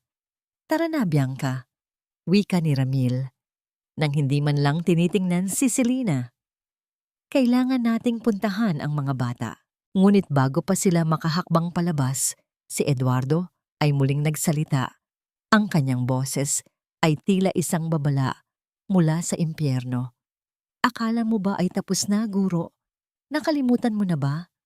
Ang mga taong pinagkakautangan ko ay hindi tumatanggap ng hindi bilang sagot. At ngayong wala na ang pera, sa tingin mo ba ay hahayaan nilang mabuhay ang pamilya mo ng payapa? Ang bawat salita ni Eduardo ay tila isang malamig na haplos ng kamatayan sa batok ni Ramil. Napatigil siya sa paglakad. Isang mahalagang tanong ang bumalot sa kanyang isipan. Sapat ba ang pagkakakulong ni Eduardo upang matapos ang panganib? O ang tunay na bagyo ay nagsisimula pa lamang para sa mga taong wala namang kinalaman sa kanilang kasalanan? Ang loob ng silid paglilitis ay nababalot ng isang mabigat na katahimikan, isang uri ng katahimikan na tila ba ang mismong hangin ay naghihintay sa bawat hiningang ilalabas ng mga taong naroroon. Nakaupo si Ramil sa tabi ni Bianca, ang kanyang likod ay tuwid at ang kanyang mga kamay ay magkasalikop sa ibabaw ng mesa. Suot niya ang isang malinis ngunit simpleng barong, isang malaking kaibahan sa magarbo at makintab na kasuotan ni Selena na nakaupo sa kabilang bahagi ng silid. Sa gitna ng silid, 3 malalaking kahon ang nakapatong sa mesa ng ebidensya. Nang dahan-dahang buksan ni Bianca ang mga ito, isang mahinang singhap ang narinig mula sa mga taong nakasaksi.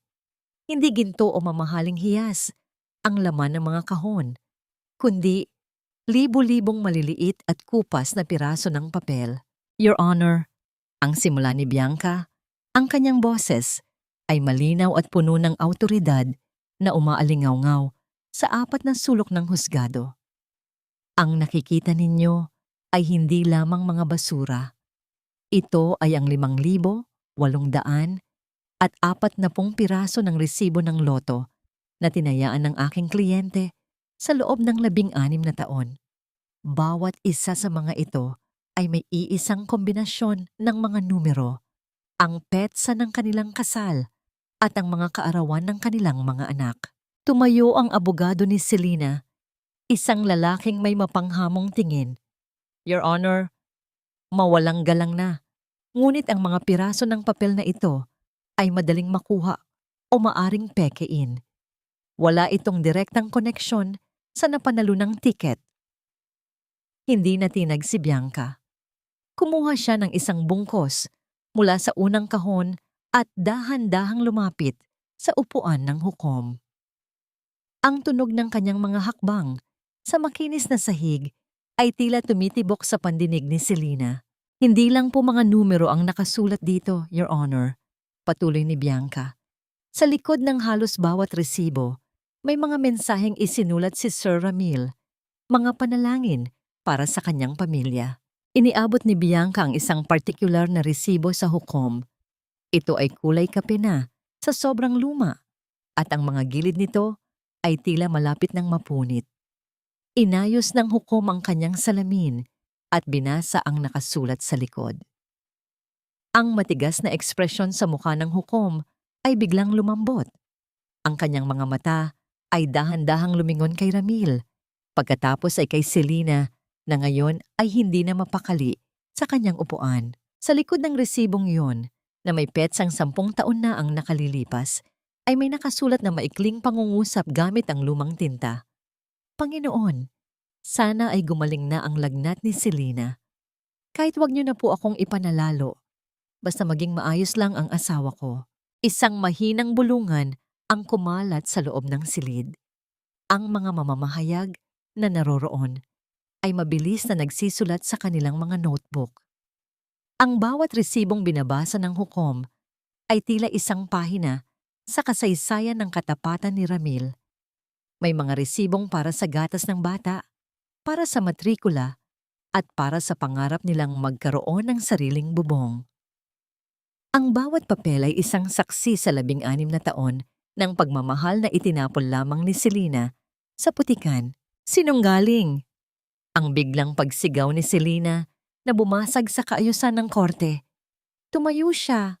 Ang kanyang mukha ay pulang-pula sa galit at takot. Peke ang lahat ng yan.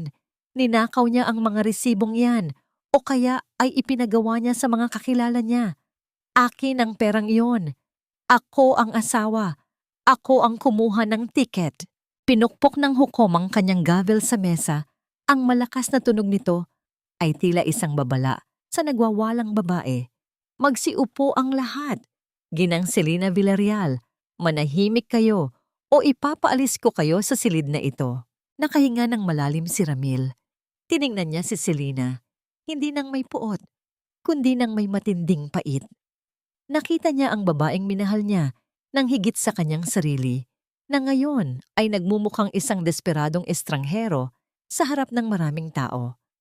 Ang bilyon-bilyong piso ay tila isang lason na tuluyang tumunaw sa anumang kabutihang natira sa puso nito. Your Honor, ang huling hirit ni Bianca, ang kanyang tinig ay malamig na parang yelo. Nais ko ring isumite bilang ebidensya ang forensic report ng mga papel na ito. Ang tinta, ang uri ng papel, at ang dumi na nakakapit sa bawat isa ay tumutugma sa mga taon kung kailan sila sinabing tinayaan. At higit sa lahat, ang lagda ni Sir Ramil sa bawat likod ng resibo ay napatunayang sa kanya. Nanlamig ang buong katawan ni Selena. Napaupo siya ng marahas, ang kanyang mga kamay ay nanginginig habang nakakuyom sa kanyang bestida. Alam niya ang katotohanan. Alam niya na ang bawat piraso ng papel na yon ay isang pako sa kabaong ng kanyang mga kasinungalingan. Ngunit bago pa man makapagsalita ang hukom para sa kanyang pasya, ang pintuan ng silid paglilitis ay marahas na bumukas.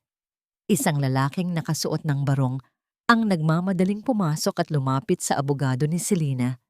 May ibinulong ito na nagpabago sa ekspresyon ng lahat.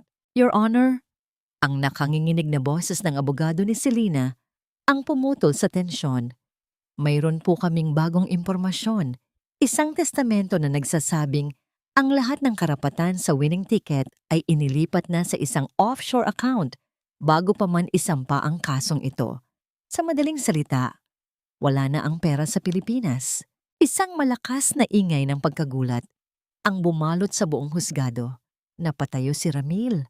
Ang kanyang puso ay muling kinabahan. Kung wala na ang pera, ano na ang mangyayari sa laban na ito? At sino ang nasa likod ng mabilis na paglipat ng bilyon-bilyong pisong ito habang si Eduardo ay nasa loob ng kulungan? Ang katahimikan sa loob ng husgado ay tila isang mabigat na kumot na pumipigil sa bawat hininga. Ang bilyon-bilyong pisong pinag-uusapan ay tila naging isang bula na biglang naglaho sa harap ng kanilang mga mata. Napatingin si Ramil kay Bianca na sa kabila ng gulat ay nanatiling matatag ang pagkakatayo. Ang kanyang mga mata ay matalas na nakatutok sa abogado ni Selena. Anong ibig ninyong sabihin na wala na ang pera? Ang mahinang tanong ni Selena, ang kanyang boses ay nanginginig sa matinding kaba. Ang kanyang mga kamay na kanina ay maayos na nakapatong sa mesa ay nagsimulang magwala. Kinakalos ang kanyang sariling mga braso. Eduardo? Eduardo, anong ginawa mo? Sa isang sulok ng silid, kung saan nakaupo si Eduardo, na bantay sarado ng mga pulis, isang mapait at nakatutuyang ng ngiti ang gumuhit sa kanyang mga labi. Hindi niya tiningnan si Selena. Sa halip ay nanatili ang kanyang paningin sa kisame, tila ba nagdiriwang sa gitna ng sariling pagkatalo. Nakalimutan mo na ba, Selena? Ang malamig na tinig ni Eduardo na pumutol sa tensyon. Noong nakaraang linggo, noong sinabi mong mahal mo ako at gagawin mo ang lahat para sa atin, pinirmahan mo ang lahat ng mga dokumentong ibinigay ko sa iyo. Ang power of attorney na ibinigay mo sa akin ay nagbigay sa akin ng karapatang ilipat ang lahat. Akala mo ba ay para sa ating dalawa yon? Hindi. Iyon ay para sa kaligtasan ko. Napahawak si Selena sa kanyang dibdib. Ang kanyang mukha ay nawalan ng kulay, tila isang bangkay na naglalakad. Ang katotohanan ay tila isang malakas na sampal na nagpagising sa kanya mula sa isang mahabang panaginip ng kasakiman. Ang lalaking ipinagpalit niya sa kanyang tapat na asawa ay ang siya palang huling kukuha ng lahat mula sa kanya. Your Honor! Ang mabilis na pag-awat ni Bianca, ang kanyang tinig ay muling naghari sa silid. Ang paglilipat ng pondo na binabanggit ng depensa ay isang malinaw na paglabag sa freeze order na inisyu ng korte noong nakaraang 2 araw. Ang anumang transaksyong naganap matapos ang kautosang yon ay ilegal at maituturing na money laundering. Hindi po natin hahayaang itago ng mga kriminal na ito ang katotohanan sa likod ng mga offshore accounts. Inilabas ni Bianca ang kanyang laptop at mabilis na nag-type. Isang malaking screen sa loob ng husgado ang bumukas, nagpapakita ng isang digital na mapa ng mga bank transfers. Nakipagtulungan na po kami sa Anti-Money Laundering Council, patuloy ni Bianca. Ang bawat salita ay tila isang bala na tumatama sa depensa. Natuntunan namin ang daloy ng pera. Ang bilyon-bilyong piso ay hindi tuluyang nawala. Ito ay kasalukuyang nakabinbin sa isang intermediary bank sa Singapore dahil sa hinalang fraudulent activity at ang nag-iisang tao na may karapatang bawiin iyon ay ang tunay na may-ari ng ticket. Ang aking kliyente, si Ginoong Ramil Villarreal. Ang mga tao sa loob ng husgado ay nagsimulang mag-ingay. Ang ilan ay pumalakpak pa sa galing ng abogada. Ngunit sa gitna ng kaguluhang ito, ang paningin ni Ramil ay nanatili sa kanyang mga anak na nakaupo sa likuran. Nakita niya si Luwalhati, ang kanyang bunsong anak, na tahimik na umiiyak habang yakap-yakap ang kanyang kuya.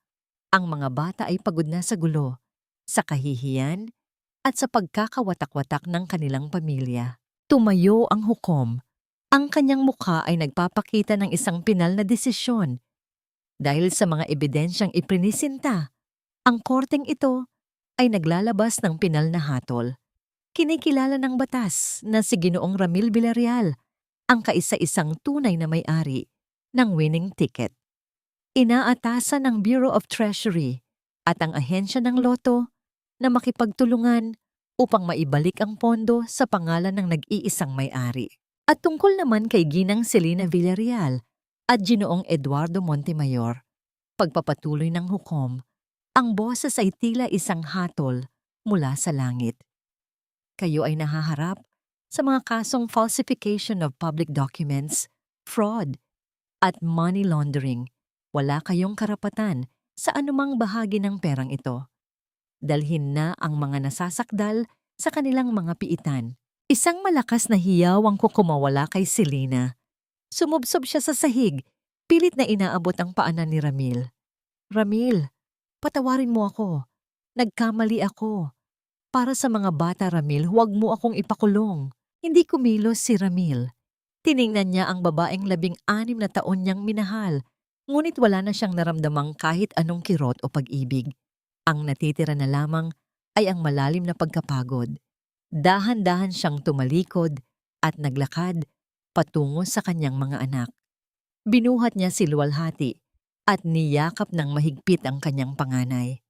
Tapos na mga anak, bulong ni Ramil. Ang kanyang boses ay puno ng kapayapaan. Uuwi na tayo. Ngunit habang palabas sila ng husgado, isang lalaking nakasuot ng itim na jacket ang lumapit kay Bianca at bumulong ng isang mensahe na nagpabago sa ekspresyon ng abogada. Sir Ramil, tawag ni Bianca. Ang kanyang boses ay puno ng pag-aalala. Hindi pa pala tapos ang lahat. Ang mga tauhan ng sindikatong pinagkakautangan ni Eduardo. Nakita sila sa paligid ng bahay ninyo. Mukhang hindi nila matanggap na ang perang inaasahan nilang pambayad ni Eduardo ay hindi na mapupunta sa kanila. Napatigil si Ramil. Ang tagumpay na kanyang nakuha ay tila muling nanganib. Paano niya poprotektahan ang kanyang mga anak mula sa mga taong walang kinatatakutan ngayong hawak na niya ang bilyon-bilyong pisong pilit na inaagaw ng madidilim na puwersa ng lipunan? Bakit ngayon niyo pa ako tatalikuran? Lahat kayo binigyan ko ng pera. Lahat kayo nakinabang sa akin. Ang tinig ni Selena ay punong-puno ng desperasyon habang hinihila siya ng 2 babaeng pulis patungo sa labas ng gusali ng husgado. Ang mga taong dati ay nakapaligid sa kanya. Ang mga kaibigang binihisan niya ng mamahaling alahas at ang mga kamag-anak na dati ay humahalik sa kanyang kamay. Ngayon ay nakatalikod na. Ang ilan ay nagpapanggap na hindi siya kilala, habang ang iba ay lantarang bumubulong ng mga salitang karma at magnanakaw. Sa gitna ng kaguluhan, nakita ni Selena ang kanyang mga anak na nakatayo malayo sa kanya. Wala siyang nakitang lungkot sa mga mata ng kanyang panganay, tanging isang malalim na pagkadismaya. Ngunit ang pinakamasakit ay ang tingin ni Luwalhati. Ang bata ay nakayakap sa binti ni Ramil, tila natatakot na muling mahawakan ng sarili niyang ina. Ang bilyon-bilyong pisong pinangarap ni Selena na magiging korona niya ay naging isang kadena na ngayon ay hihila sa kanya sa madilim na piitan. Sa kabilang dako, hindi hinayaan ni Bianca na magtagal ang panganib. Mabilis niyang tinawagan ang kanyang mga koneksyon sa kapulisan upang humingi ng karagdagang seguridad para kay Ramil at sa mga bata. Sir Ramil, hindi muna kayo pwedeng bumalik sa inyong bahay. Ang nag-aalalang wika ni Bianca habang mabilis na iginigiya ang pamilya patungo sa isang ligtas na sasakyan. Ang mga tauhan ng sindikato ni Eduardo ay hindi tumitigil hanggat hindi sila nakakakuha ng kabayaran. Para sa kanila, ikaw ang susi sa perang dapat ay sa kanila. Dinala ni Bianca ang pamilya ni Ramil sa isang tahimik at nakatagong bahay bakasyunan sa labas ng lungsod, habang ang mga bata ay dahan-dahang nakakatulog dahil sa sobrang pagod. Naiwan si Ramil sa beranda, nakatingin sa malayo. Ang katahimikan ng gabi ay tila isang gamot sa kanyang sugatang kaluluwa. Ngunit ang kapayapaang iyon ay panandalian lamang. Tumunog ang telepono ni Ramil, isang tawag mula sa istasyon ng pulisya. Ang balitang dumating ay tila isang malakas na kulog sa gitna ng katahimikan. De Villarreal, kailangan niyo pong malaman ang seryosong boses ng investigador sa kabilang linya. Si Eduardo Montemayor ay muling nagtangkang tumakas habang inililipat sa City Jail. Sa gitna ng habulan, ang sasakyang kinalululanan niya ay nahulog sa isang malalim na bangin. Wala pong nakaligtas. Nabitawan ni Ramil ang kanyang telepono. Ang lalaking sumira sa kanyang buhay Ang lalaking nagtangkang pumatay sa kanya at kay Bianca ay wala na. Ngunit hindi saya ang naramdaman ni Ramil, kundi isang matinding panghihinayang sa isang buhay na nilamon ng kasakiman. Ang mas malalang balita ay ang tungkol kay Selena. Dahil sa pagkamatay ni Eduardo, ang lahat ng utang at pananagutan sa sindikato ay ibinibintang na ngayon kay Selena bilang kaisa-isang natitirang kasosyo ng lalaki. Kinaumagahan, natagpuan ni Ramil si Luwalhati na nanginginig sa lagnat. Ang katawan ng bata ay tila nagbabaga at ang kanyang paghinga ay mabilis at mababaw. Ang lahat ng stress, takot at kaguluhang naranasan ng bata sa nakalipas na mga araw ay tuluyan ng bumigay ang kanyang resistensya. Papa, huwag mo kaming iiwan. Ang mahinang bulong ni Luwalhati sa gitna ng kanyang pagkahibang. Ayoko na kay Mama. Baka kunin niya uli ang pera mo.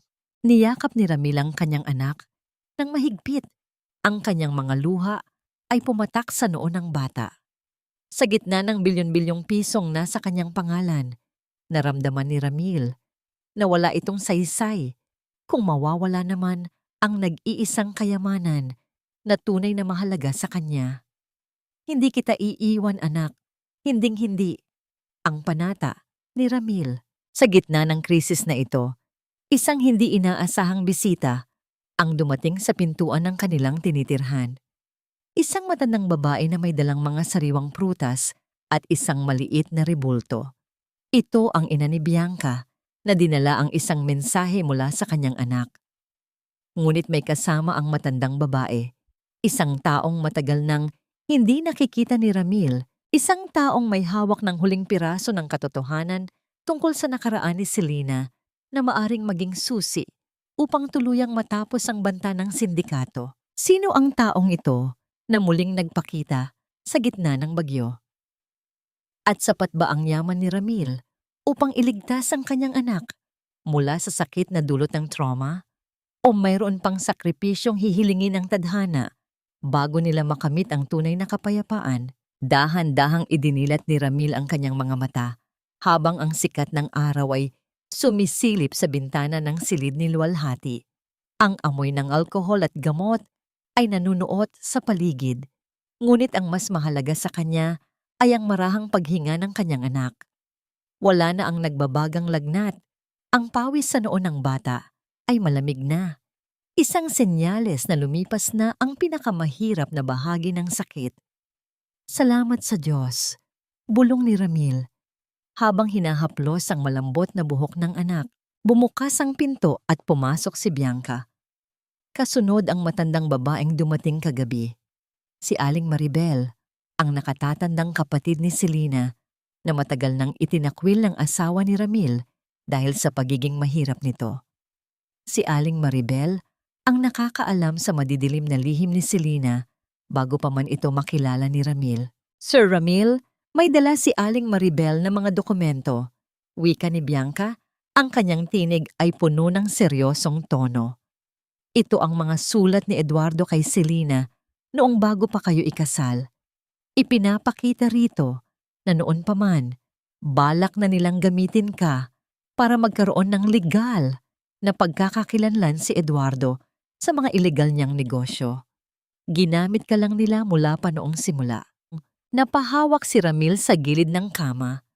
Ang sakit na naramdaman niya ay hindi na galing sa pagkabigla, kundi sa isang malalim na pagkapagod. Ang 16 na taon na inakala niyang pundasyon ng pag-ibig ay isa palang mahabang plano ng panlilinlang. Ngunit sa halip na sumigaw, tumayo si Ramil ng may bagong uri ng tatag. Bianca, tapusin na natin ito. Matatag na sabi ni Ramil. Ayoko nang mabuhay sa anino ng kanilang mga kasalanan. Pagkalipas ng ilang araw, nagtungo si Ramil sa city jail kung saan nakapiit si Selena. Ang paligid ay maingay at mainit. Ang amoy ng luma at siksikang pasilidad ay tila sumasakal sa sinumang papasok. Nang iharap sa kanya si Selena, halos hindi makilala ni Ramil ang babae. Wala na ang mamahaling alahas, wala na ang makapal na make-up. Ang kanyang buhok ay gulo-gulo at ang kanyang mga mata ay puno ng takot at puyat. Ramil! Ramil, iligtas mo ako! Ang nanginginig na pakiusap ni Selena habang nakahawak sa malamig na rehas. Hinahanap ako ng mga tauhan ni Eduardo. Papatayin nila ako rito. Pakiusap. Gamitin mo ang pera mo para ilabas ako rito. Para sa mga bata, Ramil. Dahan-dahang inilabas ni Ramil ang isang folder mula sa kanyang bag. Hindi ito pera, kundi ang mga papeles ng kanilang paghihiwalay at ang petisyon para sa ganap na pangangalaga sa mga bata. Narito ako para piramhan mo ito. Selena, ang malamig na wika ni Ramil. Tapos na ang obligasyon ko sa iyo, ang 16 na taon ng utang na loob na palagi mong isinusumbat sa akin ay binura mo na noong gabing itinapon mo ako sa ulan. Dahan-dahang kinuha ni Ramil ang isang maliit na kahon mula sa kanyang bulsa. Sa loob niyon ay ang kanyang lumang hinang pilak na ningkasal. Ipinatong niya ito sa maliit na mesa sa pagitan nila. Ito ang singsing na pinag-ipunan ko ng 3 buwan bago tayo ikasal. Bulong ni Ramil, ang boses ay bahagyang pumiyok, ngunit mabilis ding bumalik sa katinuan. Ibinibigay ko na ito sa iyo. Hindi dahil mahal pa kita, kundi dahil ito ang huling alaala ng taong inakala kong ikaw. Ang Ramil na naging tapat sa iyo ay patay na. Ang Ramil na nasa harap mo ngayon ay ang ama na lamang ng iyong mga anak. Humagulgol si Selena. Ang kanyang mga kamay ay pilit na inaabot ang singsing. Ngunit ang bigat ng kanyang mga kasalanan ay tila pumipigil sa kanya. Pinanood ni Ramil ang babaeng naging mundo niya na ngayon ay unti-unti nang naglalaho sa kanyang puso. Tumalikod siya at naglakad palabas. Ang bawat hakbang ay tila pagtatanggal ng isang mabigat na kadena sa kanyang kaluluwa. Paglabas niya ng bilangguan, sinalubong siya ni Bianca. Ang sikat ng araw ay maliwanag at ang hangin ay sariwa. Sa di kalayuan, nakita ni Ramil si Nalwalhati at ang kanyang panganay na naghihintay sa loob ng sasakyan, nakangiti at kumakaway sa kanya. Ano nang plano mo na ngayon, sir? Ang nakangiting tanong ni Bianca. Magsisimula na tayo, Bianca. Sagot ni Ramil habang nakatingin sa kanyang mga anak. Gagamitin natin ang bilyon-bilyong yon para sa mga batang tulad ni Luwalhati. Magpapatayo tayo ng paaralan kung saan ang katapatan ay hindi kailanman tinatalo ng kasakiman. Isang lugar na tatawagin nating Luwalhati Academy. Ngunit sa gitna ng kanilang paglalakad patungo sa sasakyan, isang itim na van ang biglang humarang sa kanilang daan. Bumukas ang pinto nito at lumabas ang isang lalaking nakasuot ng pormal na barong. Hawak ang isang legal na dokumento. J. Villarreal, wika ng lalaki. Ako ang kinatawan ng bangko mula sa Singapore. Mayroon po kaming mahalagang impormasyon tungkol sa huling transaksyong ginawa ni Eduardo bago siya mamatay. Mayroon po siyang inilagay na trust fund sa pangalan ng inyong anak na si Luwalhati. Ngunit may isang kondisyon na nakasaad dito na maaring magpabago sa lahat. Ano ang kondisyong nakatago sa huling yaman ni Eduardo? Mapapayapa na ba ang buhay ni Ramil? O ang nakaraan ay mayroon pang huling hirit na maaring magmantsa sa kanyang bagong simula? Binuksan ni Ramil ang puting sobre habang ang hangin sa paligid ay tila tumigil sa pag-ihip. Binasa niya ang bawat salitang nakasulat sa legal na dokumento. Ang kanyang mga mata ay nanlalaki sa bawat pangungusap. Ang trust fund na iniwan ni Eduardo para kay Luwalhati ay nagkakahalaga ng 500 milyong piso. Isang halagang sapat upang mabuhay ang kanyang anak sa karangyaan habang buhay. Ngunit ang kondisyon ay tila isang huling sampal mula sa libingan ni Eduardo. Nakasaad dito na maaari lamang makuha ang pera kung si Ramil mismo ang mamamahala sa Montemayor Estates, ang kumpanya ni Eduardo na binuo sa panlilinlang at pang-aapi sa mga magsasaka sa Pampanga.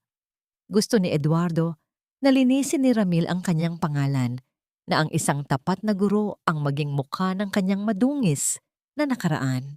Sir Ramil, isa itong bitag. Bulong ni Bianca habang binabasa ang dokumento sa tabi niya. Gusto niyang gamitin ang iyong dangal para pagtakpan ang mga kasalanan niya, kahit patay na siya. Tiningnan ni Ramil ang kanyang anak na si Luwalhati, na ngayon ay masayang naglalaro sa damuhan kasama ang kanyang kuya. Ang bata ay walang malay na ang kanyang kinabukasan ay nakatali sa isang madugong legacy. Huminga ng malalim si Ramil. Ang kanyang puso ay puno ng determinasyon. Hindi ko tatanggapin ang pera, Bianca. Matatag na wika ni Ramil. Ang kanyang tinig ay walang bahid ng pag-aalinlangan. Ang perang galing sa luha ng iba ay hindi kailanman magdadala ng tunay na swerte sa aking anak. Ibalik mo ang pondong yan sa gobyerno. Gamitin ninyo para bayaran ang lahat ng mga magsasakang ninakawan ni Eduardo. Iyan ang tanging paraan para maging malinis ang kinabukasan ni Luwalhati.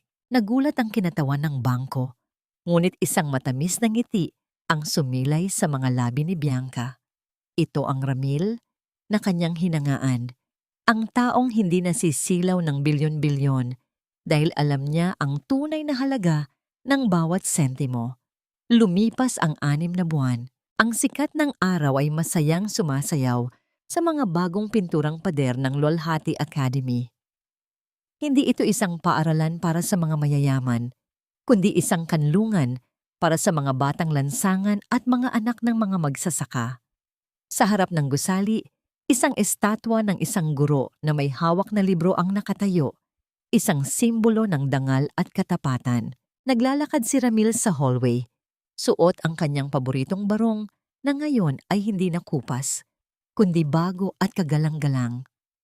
Bawat batang madaanan niya ay nagmamano at bumabati nang may malawak na ngiti. Ang bawat silid-aralan ay puno ng tawanan at pag-asa. Mga tunog na mas mahalaga pa sa bilyon-bilyong jackpot sa loto. Sa dulo ng hallway, nakatayo si Bianca. Ang abogada ay hindi na nakasuot ng formal na coat.